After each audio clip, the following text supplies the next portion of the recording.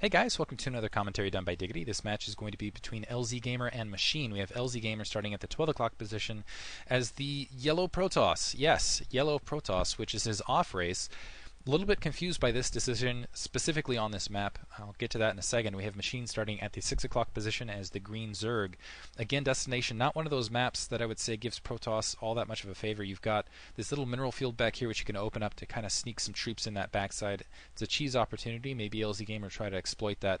But otherwise you have the secondary and it's very wide, so if you're going for a fast expansion with cannons, Lings have a lot of room to operate here, and any all-in attacks into the mid-game with Hydralisks otherwise, it can be very difficult to defend. These ramps create some mobility problems, so once you get into the mid game you really have to worry about troop movement, which makes it a little bit more of a macro based map, which Machine excels at. He's a very strong macro based player, and LzGamer, known as being somewhat low APM, not really your macro based guy. Maybe he'll have more success doing that as a Protoss, but we'll see. So he's got to have something up his sleeve. It looks like he's setting up for a standard fast expansion, which I almost feel like it's a mistake going up against Machine, going for any sort of expansion type play, knowing how strong he is. Specifically, that's the other thing that really confuses me is Machine is pretty weak Zerg versus Zerg. It's his weakest matchup by far. LzGamer is not fantastic Zerg versus Zerg, but he's still at least a really good match against Machine. Maybe he's just feeling like his Zerg versus Zerg is not up to par at the moment. Just trying to mix it up on Machine, hoping he plays predictably. Machine going very safe with an overpool to open. Maybe again worried that LzGamer is mixing something up, trying to play a little bit tricky. LzGamer coming out and going to place his forge. It looks like he's going to go for the kind of northern mineral build, which I like, where he's kind of place a cannon here and place a cannon there and use your gateway to create a blockade here to the right against the Zerglings. But that still gives them an opportunity for the Zerglings to kind of go end around and go up that mineral pile. So it looks like LzGamer going to try to chase this down. This is going to be actually pretty important for him. It looked like he wanted to try to block that secondary. Machine's just going to ignore it altogether and go and take that 9 o'clock location instead, which a little bit disappointing as you can see from LzGamer. But this is the kind of stuff where Machine's going to be able to continually do that. Fortunately for LzGamer, with the overpool build, looks like only 4 Zerglings being produced, so Machine's not really going to put any pressure up. He could cancel one of these cannons, get an expansion instead, being just playing straight safe, putting up 2 cannons. That one's actually a little bit wide. I'm not sure if that actually blocks the Nexus or not. We'll have to see. I think it might block it. You can still place it a little bit lower, but I think it's still a little bit off. But yeah, we'll see how LzGamer plays. Maybe just wanting to experiment on that first game and really confident in his plan in the next game and also in the third game. But that Probe Scout already information denied by these Zerglings, going to have to come back home, which is extremely dangerous, a very dangerous situation.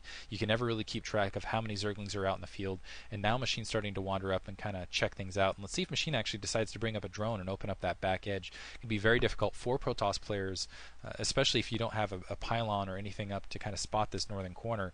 If a Zerg player just runs up with some Zerglings around the corner, opens it up, yeah, it can just be difficult. And it looks like that Nexus is being placed pretty wide open here on the front door, so with some speed these Zerglings might be able to sneak through. Do see the gas being planted, but that again was before the hatchery. Sorry, after the hatchery, so don't expect speed. And there's that third base platted for Machine. One of the standard things Machine tends to do against Protoss players is just open up with a really nice kind of that 4-hatch thing, which Protoss have a really hard time defending against recently, where you go 4-hatch, you mix in a Spire, you get those 2 Scourge out, you deny information, and then you can just control the game from there. You can either go straight to Mutalisk, able to take out that scouting probe here at the 9 o'clock. Now LzGamer completely in the dark, and I don't think he's going to be able to breach this ramp anytime soon. Overlord getting a nice kind of check on the interior, so don't think LzGamer is going to be able to pull out anything sneaky. Just now getting that gateway up here to form that perfect blockade. Machine's not all that concerned, though. He's just worried about that information denial here, but right now just going to just go for straight macro. And I don't think Machine, I think if there's an opportunity actually to pull some cheese and to mess with LzGamer's head, this might be the opportunity to do it. You know you're a much stronger Zerg versus Protoss player than LzGamer is probably a Protoss versus Zerg player. Why not open up with I don't know, 3-hatch Hydralisk, something like that, something to make all the players think across the board. Looks like he's actually going to lair at the 9 o'clock, which is a bit exposed if LzGamer does manage to break out and do something there. We'll see how it works out. LzGamer, let's see what kind of build he opens up with. He's already got that cybernetics core building along the way. On destination, really, you're kind of forced because you're relegated to 2 base to go straight to 6 gateways, produce some High Templar, get some Archons, get some Zealots out, and try to press out and put on some counter pressure.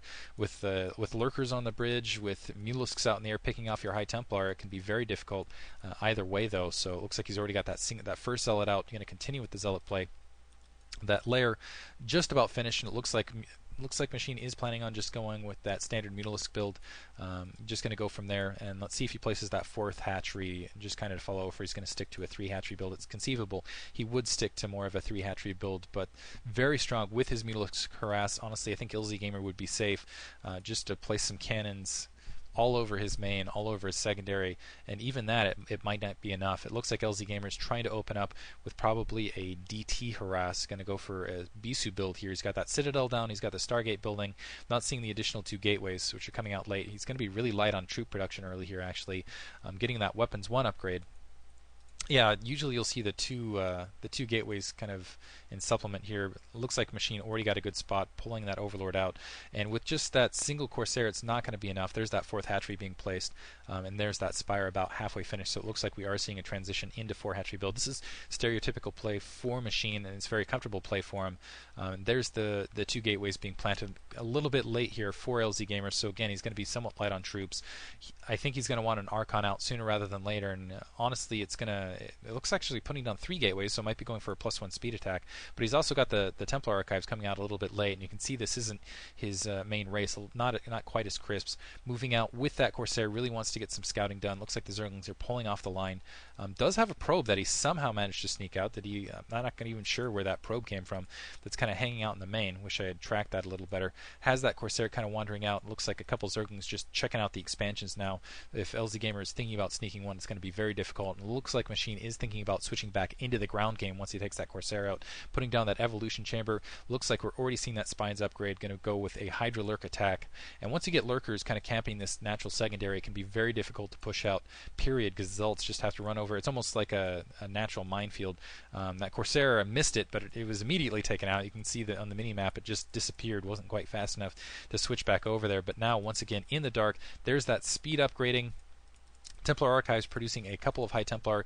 He's going to want that Archon out just in case, sooner rather than later. Some more Scourge running up in the field just for scouting. So it looks like Machine is going to probably skip that Mutalisk harass and actually go for more of a Hydralisk base play. He's already got the Hydralisks out in the field, probably upgrading speed. So he's just going to go with 5 hatch Hydra, completely isolate LzGamer in, and LzGamer actually doesn't have a lot of troops out in the field, period. Dark Templar are starting to move out. That tends to be one of Machine's weak points. So let's see if LzGamer can sneak this in, but it looks like Machine pretty well covered against a single Dark Templar at all locations. Really nicely isolated. He's got the Hydralisks back here, 2 Sunken Colonies. Just to be sure here at the 9 o'clock, 2 Sunken Colonies with that Overlord. A couple Hydralisks there as well, a couple Overlords planted up there, and it looks like that Dark Templar wandering in does manage to somehow sneak in. It's not going to last all that long, though. I do have to say that tends to be one of Machine's weak points, getting late speed. Still able to get 2, and you can see right there, one of Machine's weak points, still able to get 2 drone kills, which is 2 more than probably deserved to get there. And it looks like he is starting to get that speed. And once this happens, honestly, LzGamer could be in a lot of trouble. He's going to have to break out solid, and he's already into the Archon mix. And I think a lot of Protoss players have been doing this, is building the Archons rather than keeping the High Templar out in the field. And really, I think it's better to keep if you're going up against Hydra, and you know you're going up against Hydra, just leaving them as High Templar, rather, just to save up the Storm and have more Storm to deal against that 5-hatch play, because you end up facing just a buttload of Hydralisks. Looks like just moving up to push out right now with a couple Speed Zealots, the Zergling is going to see it, and a couple High Templar and a single Archon moving out in the mix, but already a pretty sizable Hydralisk force to kind of aggressively attack this. Machine just now taking his expansion, the bottom left.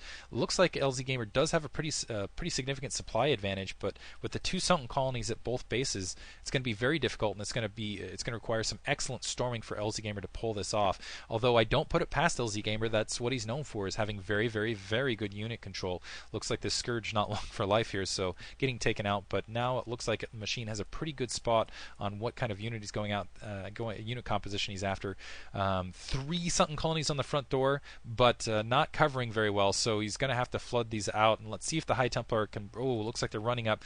Getting a side storm, able to kill a couple drones right there, but otherwise getting picked off, getting some nice kills otherwise on the Hydralisks, so able to do some damage, and I think that's all LzGamer's after before the Lurkers are able to pop in.